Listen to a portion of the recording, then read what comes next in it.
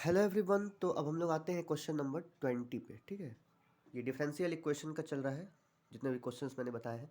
तो in a bank principal increases of the rate of R% per year, find the value of R it ₹100, double itself in 10 years। मतलब कह रहा है कि bank principal principal जो होता है वो इंक्रीज कर रहा है R% रेट है उसका। ठीक, इंक्रीज करने का जो रेट है वो R% पर ईयर है। Find the value of R if it's ₹100, double itself in 10 years।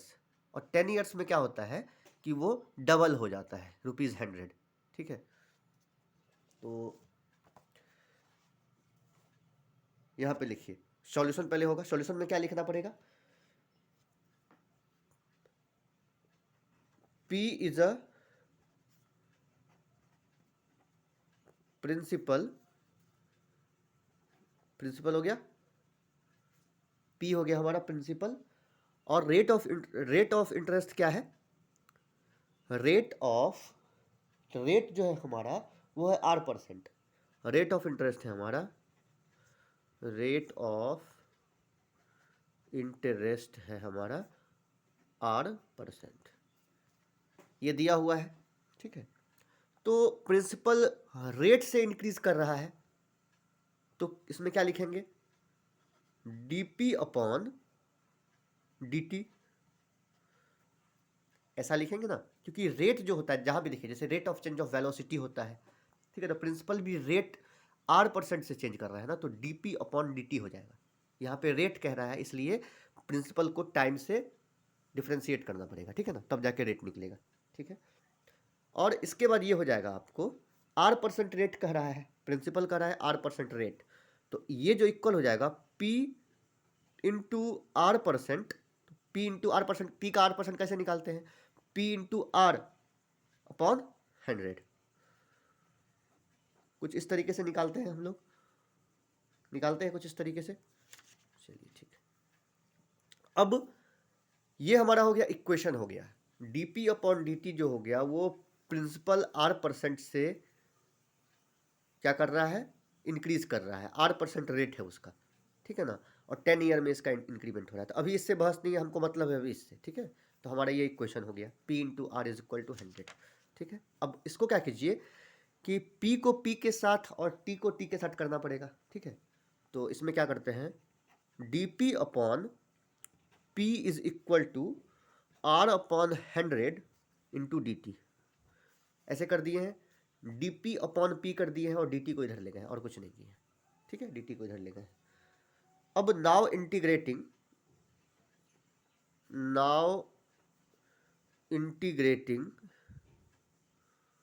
Both sides, integrating करना पड़ेगा, इंटीग्रेशन करना पड़ेगा दोनों साइड। तो इंटीग्रेशन करने पे हमें जो मिलेगा वो क्या होगा? सो देखिए, इसको कैसे लिख सकते हैं हम लोग? इसको लिख सकते हैं, एक सेकेंड, इसको हम लोग लिख सकते हैं DP upon P is equal to R upon 100 DT। ये हमारा हो गया इंटीग्रेशन, इसको करना है, इंटीग्रेशन करना है इसको। ठीक है, तो कैसे होगा इंटीग्रेशन इसका? इसका इंटीग्रेशन आपको हो जाएगा, DP अपन P का क्या हो जाएगा? सिंपल हो जाएगा, log P, पता होगा आपको log P होता है, is equal to R upon 100 तो रहेगा, R अपॉन 100 कॉन्स्टेंट ये रहेगा, और DT का क्या हो जाएगा? सिंपल हो जाएगा, T हो जाएगा, और प्लस log C, एक कॉन्स्टेंट लगा देते हैं log C, ये अलग से हमने कॉन्स्टेंट लगाया है।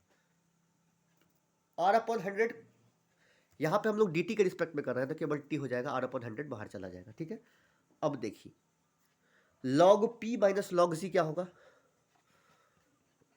log C is equal to R upon 100 into T हो जाएगा ये। ठीक है, और ये log A minus log B जो होता है वो डिवाइड हो जाता है, तो क्या हो जाएगा? log P upon C is equal to हो जाएगा आपको R अपॉन 100 इंटू T, इस तरीके से हो जाएगा। ठीक है, कोई दिक्कत? ठीक, और log P upon C is equal to R upon 100 into T कह रहा है। ठीक है, तो P अपॉन C अगर हम लोग निकालते हैं तो ये एक्सपोनेंशियल के फॉर्म में हो जाता है, ये लॉग का रूल है। अगर हम इस तरीके से दिया रहेगा और हम लोग p अपॉन सी निकालेंगे, समझिए log x है, अगर ये x निकालेंगे तो ये एक्सपोनेंशियल के फॉर्म में ये जो टर्म हो जाएगा, ठीक है। तो हमारा हो गया आपको p upon C is equal to क्या हो जाएगा, एक्सपोनेंशियल आर टी अपॉन 100, क्या हो जाएगा, आर टी अपॉन 100, और फिर p क्या हो जाएगा, p इज इक्वल टू हो जाएगा c, ठीक है, C E R T upon 100। इसको मान लेते हैं इक्वेशन नंबर 1। सी को हम लोग मल्टीप्लाई कर दिए इधर, हमारा ये आया इक्वेशन, ये हमारा इक्वेशन आया, ठीक है। चलिए अब हम लोग क्या करेंगे, सो देखिए अब हम लोग क्या करेंगे, सो तो इनिशियली क्या था हमारे पास, if ₹100 double itself in 10 years कह रहा है, 10 साल में डबल हो जाता है। तो इनिशियली क्या होगा, इनिशियली टाइम जो होगा वो क्या हो जाएगा, हमारे पास इनिशियली यहां लिखिए, इनिशियली लिखिए यहां पे,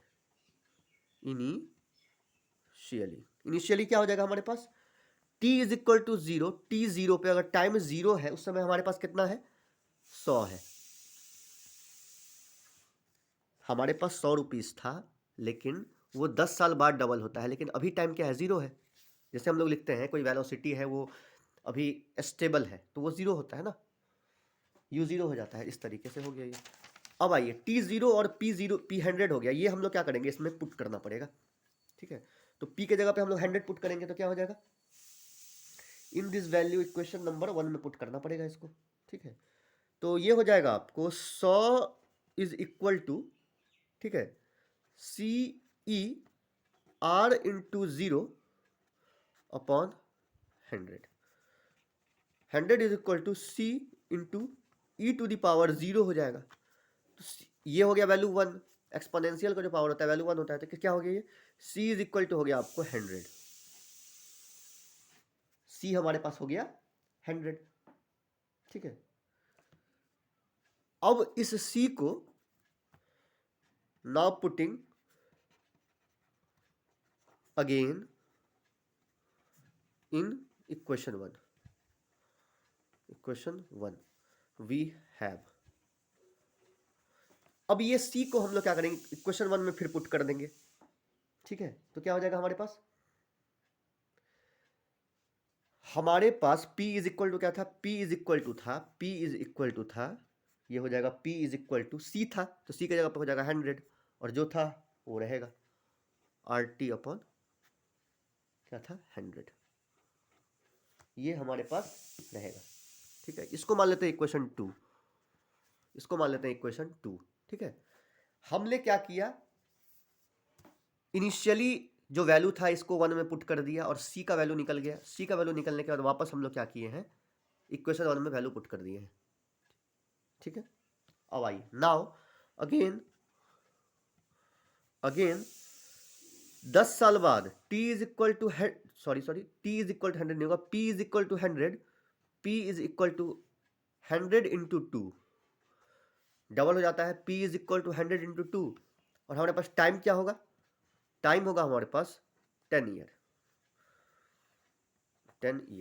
10 साल में क्या होता है, ये डबल हो जाता है ये पैसा, ठीक है ना, ये जो प्रिंसिपल है ये डबल हो जाता है, ठीक है। तो अब अगेन क्या करेंगे कि इस p और t को इक्वेशन 1 में फिर से पुट करना पड़ेगा, क्या करना पड़ेगा, इक्वेशन 1 में फिर से पुट करना पड़ेगा, ठीक। तो आइए अब क्या, सुनिए एक सेकेंड, अब क्या करते हैं ना कि यहां पर इक्वेशन 2 निकल चुका है मेरा, ये 100 आया था, ठीक है। इसको क्या करते हैं, इक्वेशन 2 में पुट कर देते हैं, now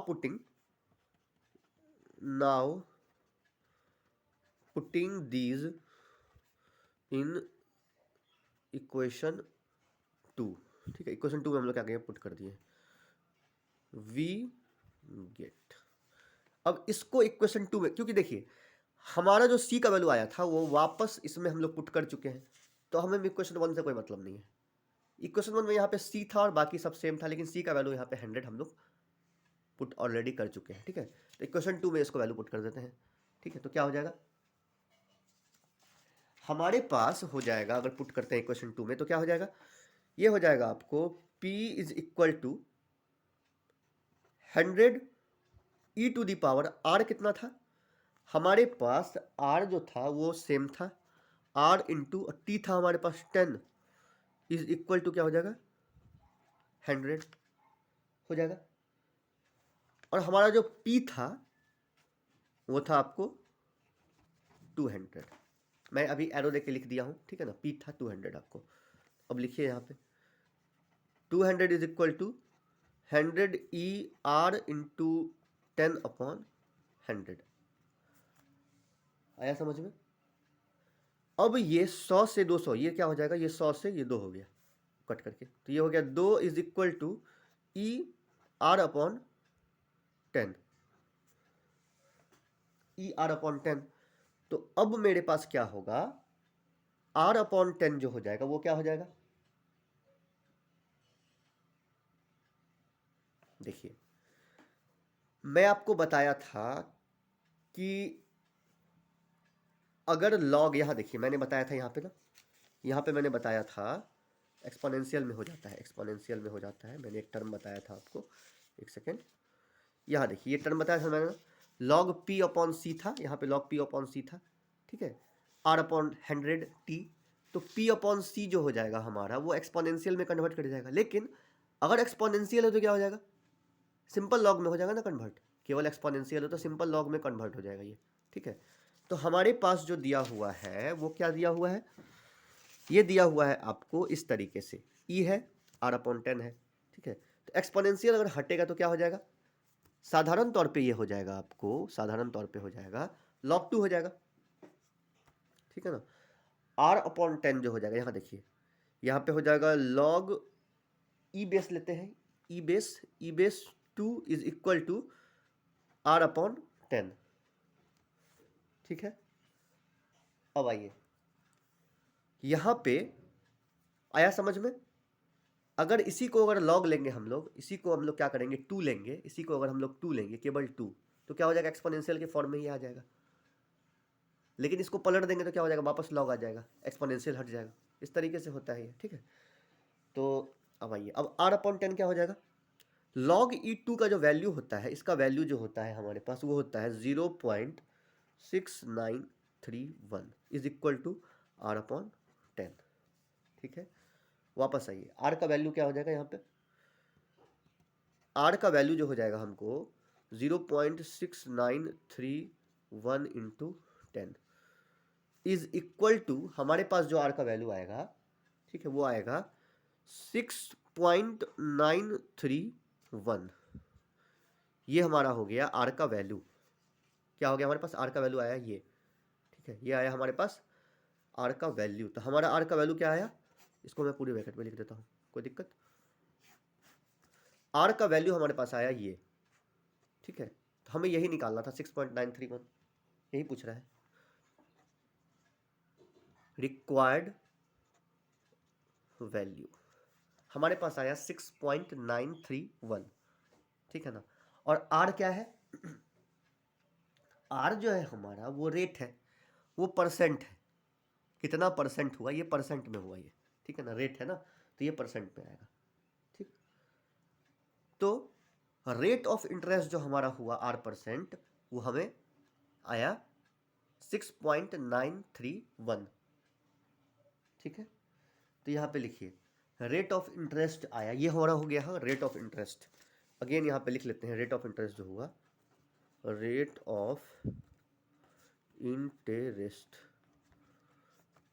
R is equal to क्या हो गया 6.931, हमारा हो गया रेट ऑफ इंटरेस्ट, ये हमारा आया आंसर, ओके। और बहुत ही सिंपल क्वेश्चन था, ज़्यादा समझने वाले कुछ बात है नहीं, लेकिन हाँ थोड़ा कॉन्सेप्चुअल तो है, थोड़ा कॉन्सेप्चुअल है, लेकिन जो भी मैंने इंटीग्रेशन या डिफरेंशिएशन या मैंने बताया है ना, वो सबको सारे को आप लोग देख लें ताकि अच्छे से और समझ में आएगा। और वैसे आप लोग को कहीं प्रॉब्लम हो, कभी भी प्रॉब्लम हो तो मुझसे पूछ सकते हैं, ओके। और कमेंट भी कर सकते हैं, कमेंट में भी पूछ सकते हैं, ठीक है ना, ओके, थैंक यू।